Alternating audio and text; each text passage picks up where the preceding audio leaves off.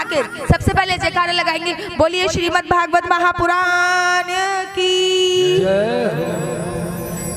जब वेद व्यास जी ने भागवत पूरी लिख ली तो वो भगवान जी के पास लेके, क्योंकि भगवान जी मैंने एक नया ग्रंथ का आविष्कार किया है। भगवान जी कह रहे अच्छा नया ग्रंथ तो लिख दिया आपने, इस ग्रंथ का नाम क्या है? तो वेद व्यास जी ने बड़ा सुंदर किया, इसका नाम है भागवत, अर्थात जिसमें भगवान की कही हुई बातें हैं वो इस ग्रंथ का नाम है। अब वहीं पर लक्ष्मी जी बैठी थी, लक्ष्मी जी ने कहा कि इस ग्रंथ में मेरा नाम भी है कि नहीं है? वेद व्यास जी ने कहा इसमें आपका नाम भी है। भागवत में संस्कृत में एक माता शब्द आता है जिसका अर्थ लक्ष्मी ही होता है। लक्ष्मी माता ने कहा ऐसा नहीं चलेगा, मेरे को अपना नाम भाई अलग से चाहिए।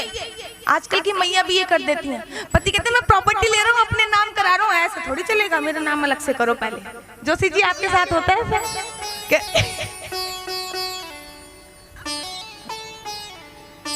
तब वेद व्यास जी ने नाम रखा श्रीमद् भागवत महापुराण और इसका नाम पड़ा श्रीमद् भागवत महापुराण।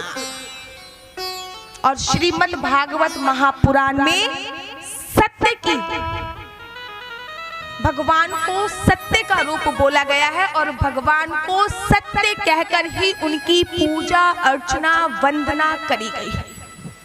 सत्यम परम धीमहि, भगवान को सत्य माना गया है और सत्य की ही पूजा अर्चना वंदना करी गई। जब भगवान जी की स्तुति देवता लोग करते हैं ना तो सत्य कह के भगवान की स्तुति करते हैं। एक पका हुआ फल है, महाराज किसी ने पूछ लिया कि ये पका हुआ फल है तो टपक कर गिर गया होगा, टूट गया होगा, फूट गया होगा फल।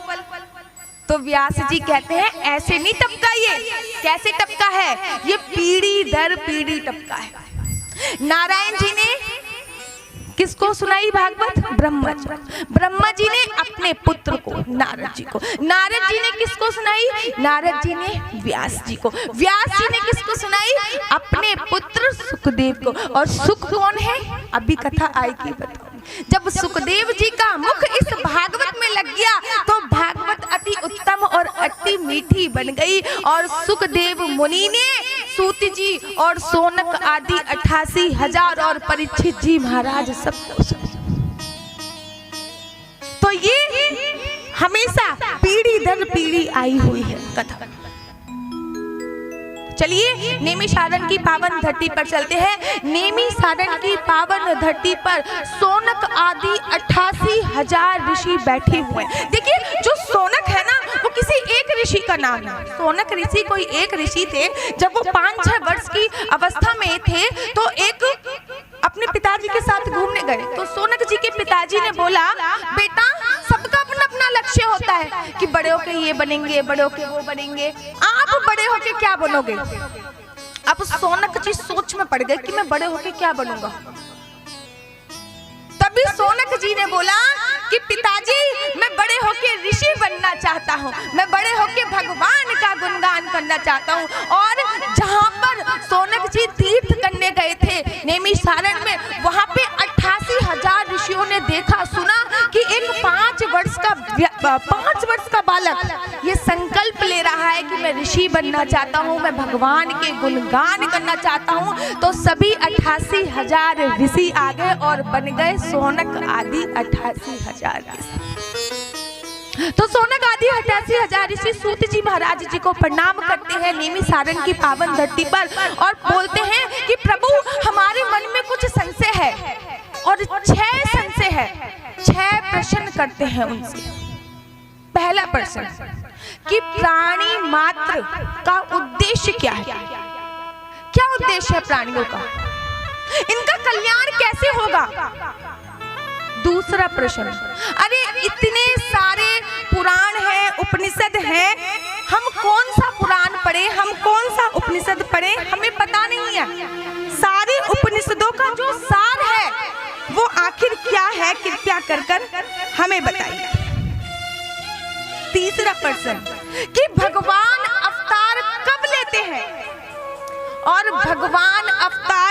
अर्जू लेते हैं।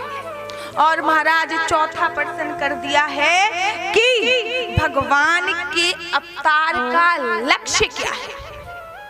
पांचवा प्रश्न, भगवान के कितने अवतार हुए हैं। और छठा प्रश्न किया है कि जब भगवान अपना कार्य धरती लोक में समाप्त कर देंगे, करके वैकुंठ चले जाएंगे, तो धर्म किसकी शरण में जाएगा।